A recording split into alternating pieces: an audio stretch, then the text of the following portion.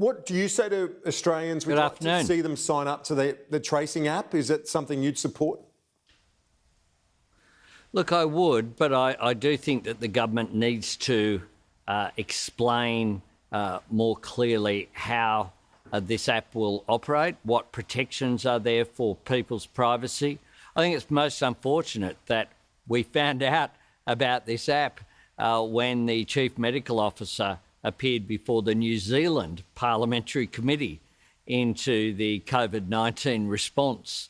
And I found it quite extraordinary that that was the first that we were informed of it as the opposition.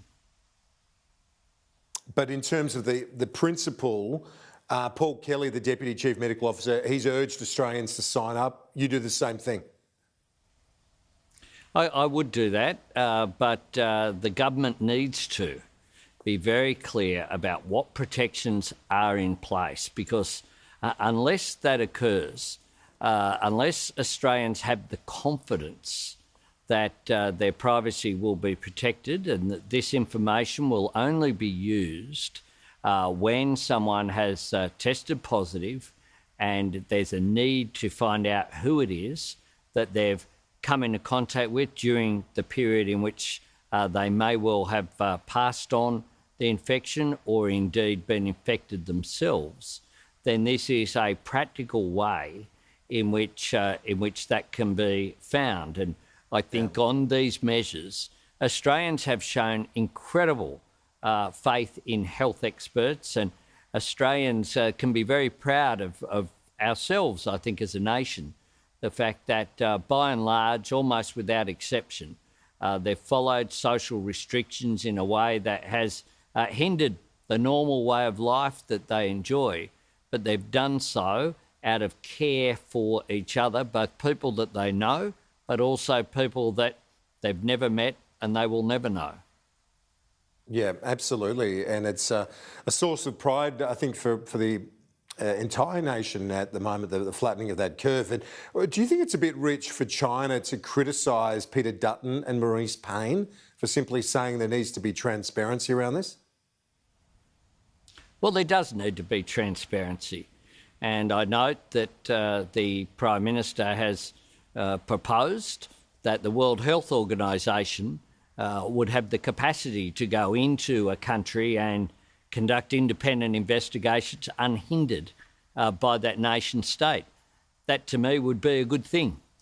We need to find out exactly what occurred here, not as a matter of academic exercise, although the history of this will obviously be important. It's been a very significant event in all of our lives, but importantly so that we can prevent this happening ever again. Yeah, absolutely. But I mean, China reacting and saying that the ministers are simply parroting the US, it seems an overreaction from the Chinese Communist Party authorities when you've got simply ministers saying there needs to be transparency, whether it happened here, South America, Southeast Asia, or China. I mean, this created a pandemic that's cost nations lives and a great deal of treasure as well. Indeed, there is a need for transparency in all of these matters, and I think most people see that. We in Australia are a democracy.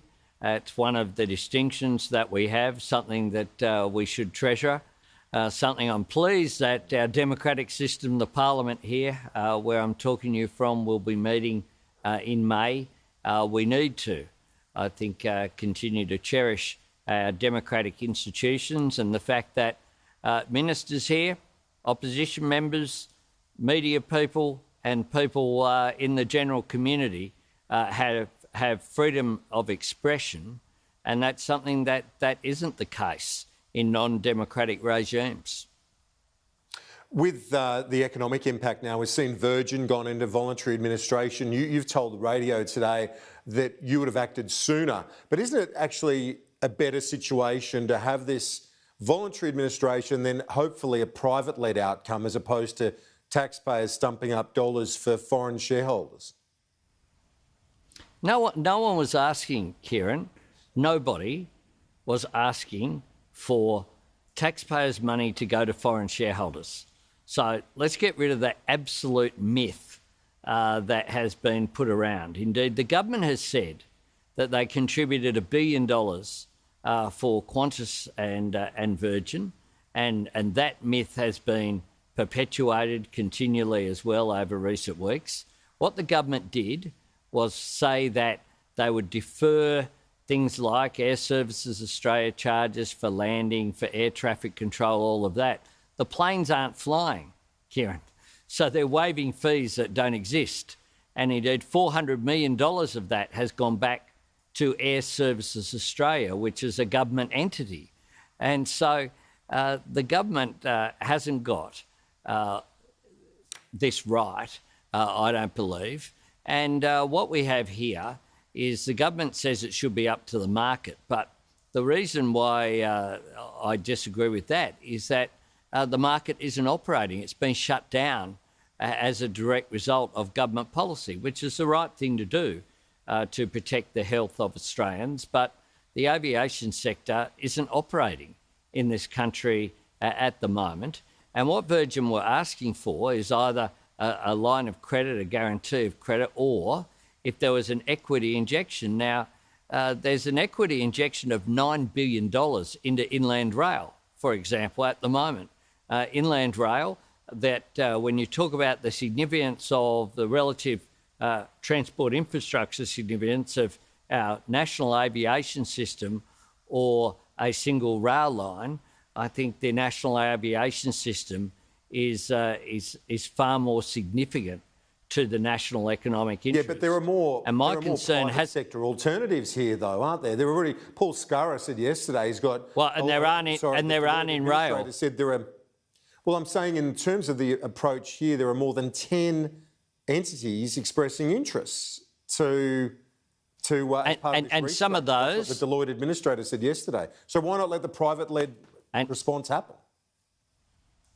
And some of those, no doubt, will express an interest, as some equity companies tend to do, of coming in, stripping the assets, sacking the workers, and then on-selling what's left of what remains of the capital infrastructure.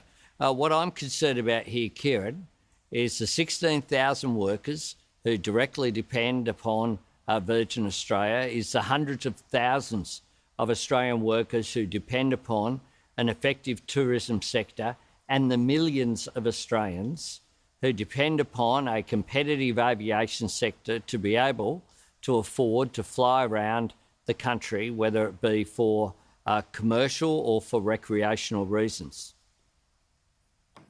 Let's talk about the petroleum reserve announced by the Energy Minister today. $94 million to start building that.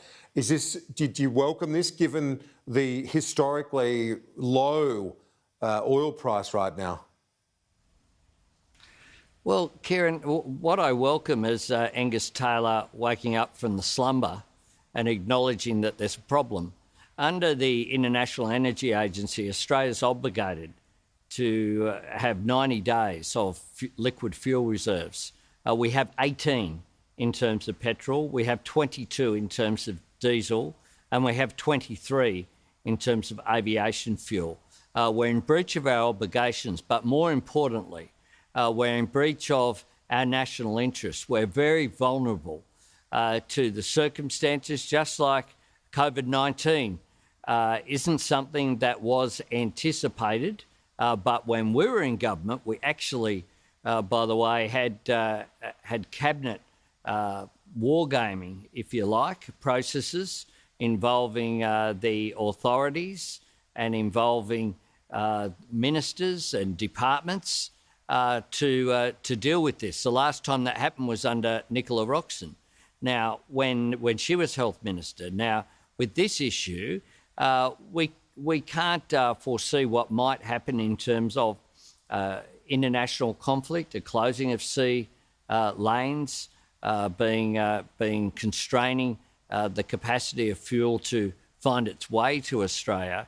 And 18 days is certainly not in our national interest, and that's why it's an issue of national security. And I note that Angus Taylor's plan, though, is for fuel reserves to be stored in the United States.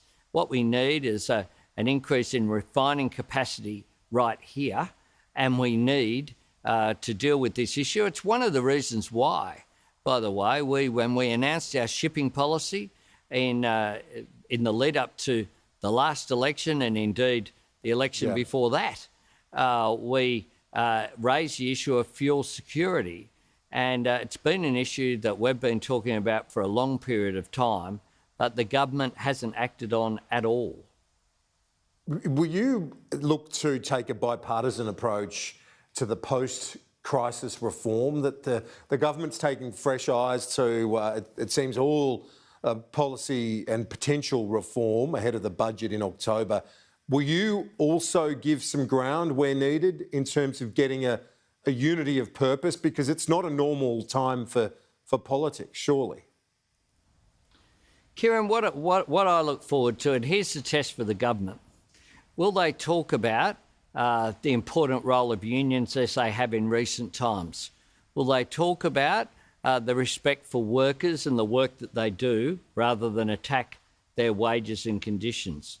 Will they talk about the need to listen to the science and to the experts when it comes to other issues like climate change, just as we're listening to the science when it comes to COVID-19?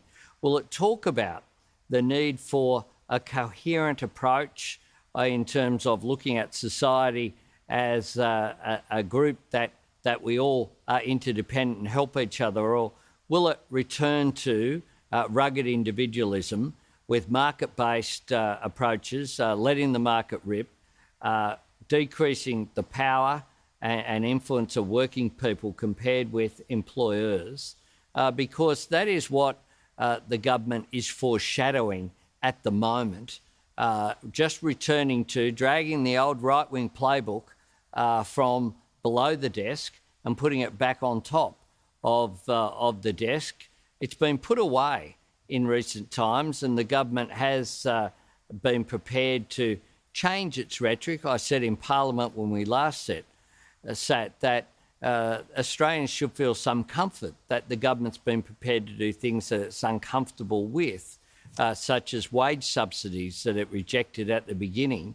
We'll wait and see whether the government recognises that there is indeed a role for government in shaping and improving people's lives, or whether they just go back to the let the market rip approach that we've seen from the coalition since 2013 without a real economic plan.